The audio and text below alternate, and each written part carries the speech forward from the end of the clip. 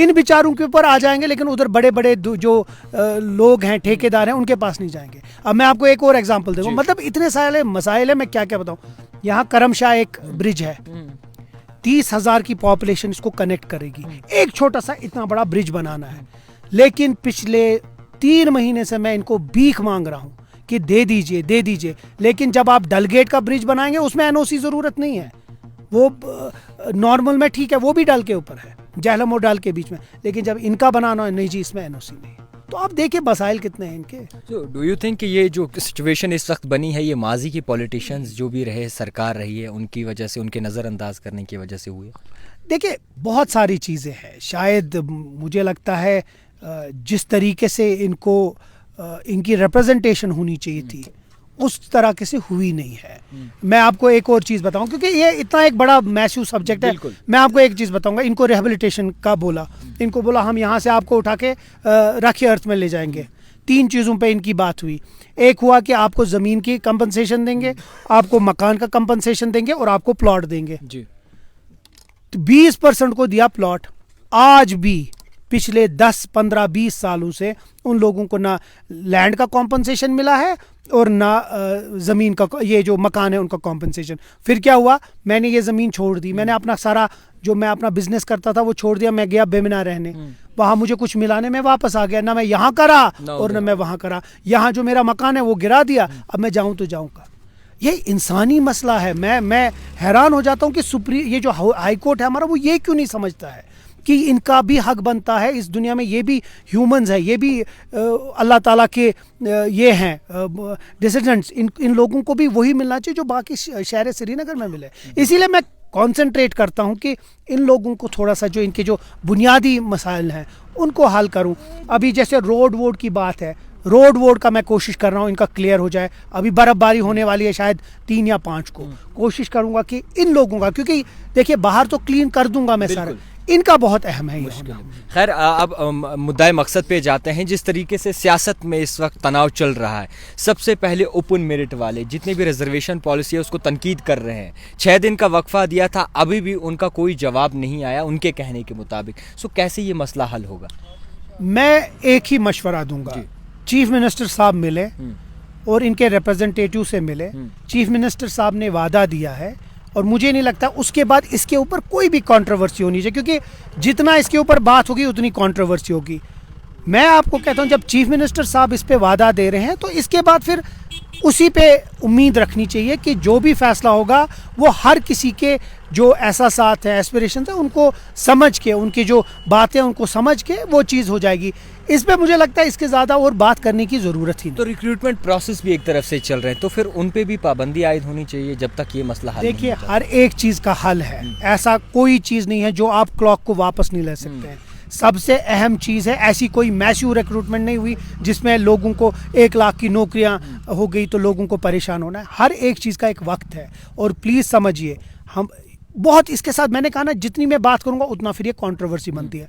मेरा यही मशवरा होगा, आप एक बहुत ही नामी पत्रकार हैं और इसके साथ बहुतों के एहसास जुड़े हैं। मैं चाहता हूं इस चीज़ को हम इतना रखें कि उमर साहब ने इसके ऊपर वादा किया है, 6 महीने की वक्त दिया है, 6 महीने अभी अप्रैल मई तक हो जाएंगे। आप देखिए इसमें अच्छा खासा कोई फैसला ज़रूर होगा। सर जो प्रोटेस्ट हुआ चीफ मिनिस्टर के रिहाइश के बाहर, उसमें इल्तिजा मुफ्ती भी शामिल थी, उसमें वहीदुर रहमान पर्रा भी थे और आपकी ही नेशनल कॉन्फ्रेंस के आगा सईदुल्लाह मेहदी भी थे।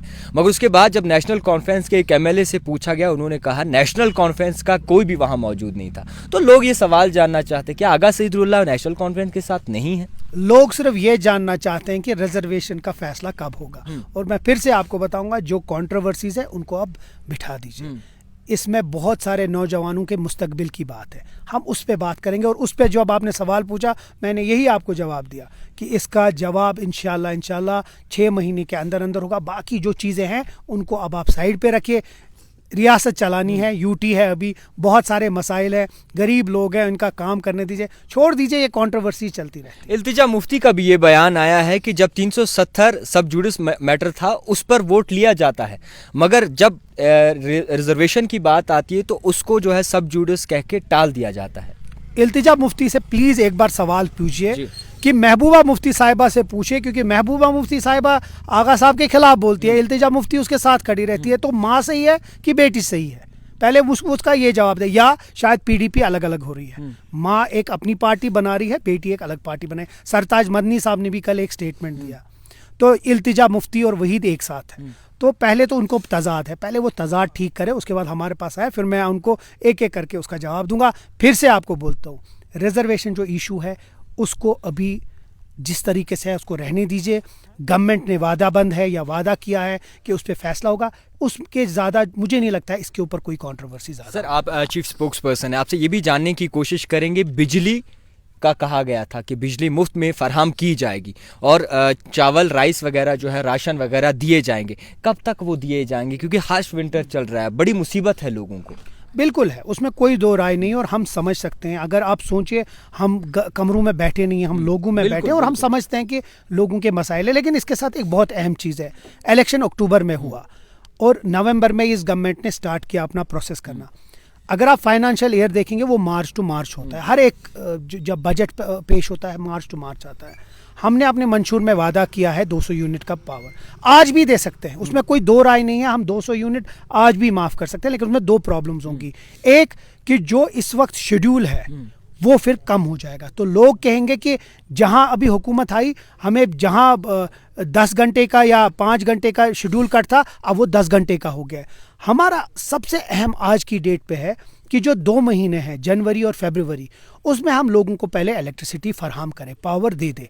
मार्च के बाद हम जो 200 यूनिट है उसको हम फिर उसके बाद वो जो रोल आउट किया है हमने अपने मंशूर में, जिस तरह उमर साहब ने भी अपनी बयान में बोला, इससे पहले मैंने भी बोला है, मार्च के बाद 200 यूनिट माफ होगा। लेकिन उसके साथ साथ एक बहुत अहम बात है जो ये मीडिया वाले बहुत ट्विस्ट कर रहे हैं आपके बगैर, ये कि उमर साहब ये चाहते हैं, देखिए मेरे घर में अगर मीटर नहीं लगा होगा तो मैं 200 यूनिट माफ कैसे करूं, इसीलिए मीटर लगना बहुत जरूरी है। मीटर लगेगा तब जाके 200। एक सवाल है, तल्ख सवाल है, माफ कीजिएगा, मगर ये वही नेशनल कॉन्फ्रेंस है जो स्मार्ट मीटर के खिलाफ प्रोटेस्ट करती है। नहीं, हम स्मार्ट मीटर के बिल के खिलाफ थे। स्मार्ट मीटर से अगर किसी को फायदा होता है, हम कहते थे कि आपने स्मार्ट मीटर लगाया लेकिन लाइट नहीं है, हमारा ये अहद है कि हम स्मार्ट मीटर लगाएंगे, 200 यूनिट माफ भी करेंगे और पावर भी बराबर 24 घंटे रखेंगे, वो हमारा अहद है। अब अभी 2 ही महीने हुए इस गवर्नमेंट को, मार्च के बाद आप बहुत चीज़ें देखेंगे, इसमें बहुत सारे फायदे होंगे। उसी तरह जो बाकी चीज़ें हैं जो हमने मंशूर में वादा किया है, हर एक चीज़ को वक्त लगता है। बच्चा पैदा होता है वो सीधे कॉलेज और ग्रेजुएट नहीं बनता है, वो पहले फर्स्ट क्लास में जाता है, सेकंड।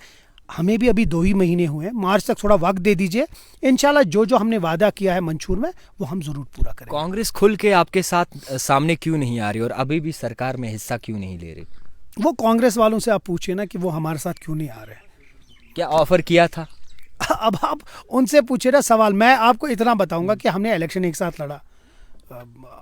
जब हम लोगों ने ऑफ़र किया तो उनके हिसाब से उन्होंने कहा कि जब तक स्टेटहुड नहीं आता है तो हम गवर्नमेंट का हिस्सा नहीं बनेंगे। अच्छी बात है, वेट करें, स्टेटहुड हम भी चाहते हैं, बट इसके साथ एक ही चीज़ है कि वो भी शिद्दोमत से स्टेटहुड के लिए लड़े, दिल्ली में लड़े।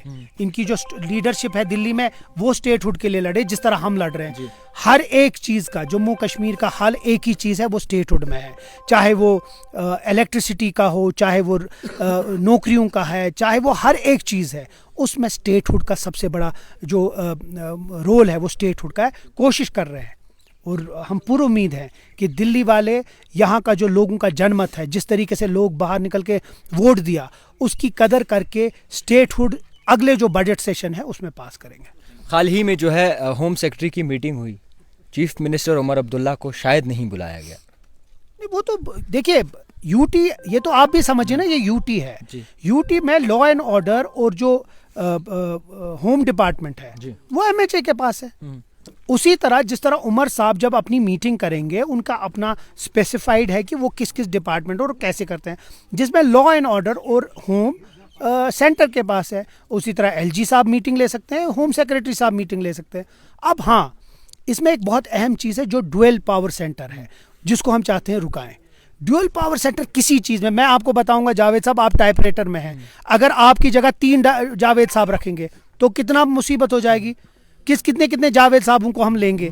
तो ड्यूअल पावर सेंटर कभी ठीक नहीं है। हम चाहते हैं ये dual power centre Jammu Kashmir में ख़त्म हो, यहाँ की चुनिंदा सरकार को लॉ एंड ऑर्डर, काम, सारा कुछ सौंपा जाए ताकि शिद्दोमत से वो काम कर सके और लोगों के जो मसाइल हैं, और मसाइल बहुत ज़्यादा हैं, उनको हल कर सकें। इस वक्त जो एक मुद्दा निकल के सामने आ रहा है, 2022 जनवरी के महीने में आई थिंक जो है, जो चेस्ट डिजीज़ हॉस्पिटल है उसका कहा गया था इसको शिफ्ट किया जाएगा जीबी पंत हॉस्पिटल में, क्योंकि काफ़ी सारे मरीज़ ऐसे हैं जो इस वक्त परेशानी से जूझ रहे हैं और एक ही रूम में करीबन 4-4, 5-5 या 10-10 पेशेंट्स को रखा गया है जो कि चेस्ट प्रॉब्लम से जूझ रहे हैं। तो ये चीज़ कब तक सॉल्व होगी? अभी तक 2022 से लेकर अभी तक 2025 आने वाला है, अभी भी पेशेंट्स वहीं के वहीं हैं और चेस्ट डिजीज़ हॉस्पिटल में वही परेशानियाँ हैं।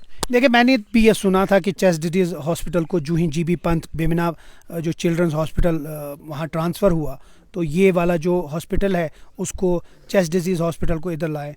पर उसके बाद शायद क्या इसकी जो आपस में क्या हुआ है वो मुझे नहीं पता, लेकिन क्योंकि अब आपने रेज़ किया है, मैं यहाँ से जाके ही पहले जो हमारे ऑनरेबल सकीना जी हैं मिनिस्टर, उनसे भी बात करूँगा और देखूँगा कि इसका लेटेस्ट पोजीशन क्या है। तो अगली बार जब भी हम मिलेंगे मैं इसका आपको पूरे तफसील से इसका जवाब दे सकता हूँ। आखिरी सवाल है, कैजुअल लेबरर्स और डेली वेजर्स, हमेशा खबरें निकलती हैं मगर उनको ग्रीन झंडी नहीं दिखाई जाती। सो क्या कुछ कहेंगे? आखिरी बार भी हमने जब इंटरव्यू किया था तो आपने साफ तौर पर कहा था कि जल्द ही उनका सोचा जाएगा। सो आज क्या कहेंगे आप? नहीं, मैं कह रहा हूँ वो हम वादाबंद है, हमारे मंशूर में लिखा है। अगर इस हुकूमत को चाहे डेली वेजर हो या चाहे इसके लोगों ने 5 महीने के लिए चुना होता तो शायद अभी 2 महीने 3 महीने में मैं कहता हो जाता। 5 साल के लिए चुना है और 5 साल हमारा मंशूर 5 साल के लिए है। जहाँ तक डेली वेजर है, कैजुअल्स है, जो हमारे हॉस्पिटल्स में कॉन्ट्रेक्चुअल हैं, जो हॉस्पिटल्स में डिफरेंट जगह बैठे हैं, हम समझ सकते हैं इन लोगों ने मेहनत की है। 15-15, 20-20 साल इन लोगों ने अपने अपने डिपार्टमेंट्स में काम किया। हम समझते हैं इनके मसाइल कितने हैं और जो महंगाई है जितना उन बेचारों के पास अभी है। मैंने ही पिछले दिनों मेरे पास कोई आया था जो बेचारा बीमार हो गया था और फोत पा गया, उसके पास अब कुछ है नहीं उसके घर वालों के लिए। हम समझते हैं, लेकिन हर एक चीज़ का एक वक्त है। इस गवर्नमेंट को अभी थोड़ा सा और वक्त दे दीजिए। मुझे लगता है 6 महीने का वक्त दे दीजिए। 6 महीने के बाद आप बहुत सारी चीज़ें देखेंगे जो बदलती हों। उसमें इस कॉन्ट्रेक्चुअल, ये जो डेली वेजर है, कैजुअल, इनके बारे में भी कोई ना तो कोई फैसला ज़रूर हो। खैर, बहुत शुक्रिया वक्त देने के लिए। तनवीर सादिक जी इस वक्त हमारे साथ मौजूद थे। मुख्तलिफ मुद्दों पे बात हुई और जिस तरीके से इन्होंने हमेशा जो भी बात उठाई है आम लोगों के लिए उठाई है और कहीं ना कहीं अपने हिसाब से जो है अपनी कॉन्स्टिट्यूंसी के लिए हमेशा जो है वो ग्राउंड जीरो पे दिखते हैं। मजीद देखते रहिए द टाइपराइटर जावेद खान के साथ।